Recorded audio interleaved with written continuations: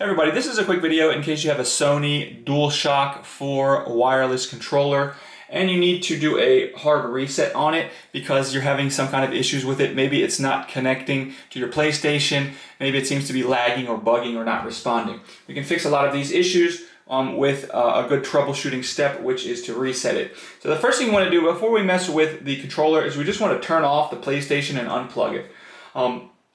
And then we want to make sure that this controller is disconnected from the PlayStation in case you have the USB cable. Make sure that that's disconnected.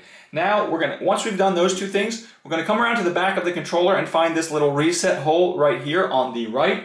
And with a paper clip or something like that, we're just going to press and hold this button in here for at least 5 seconds.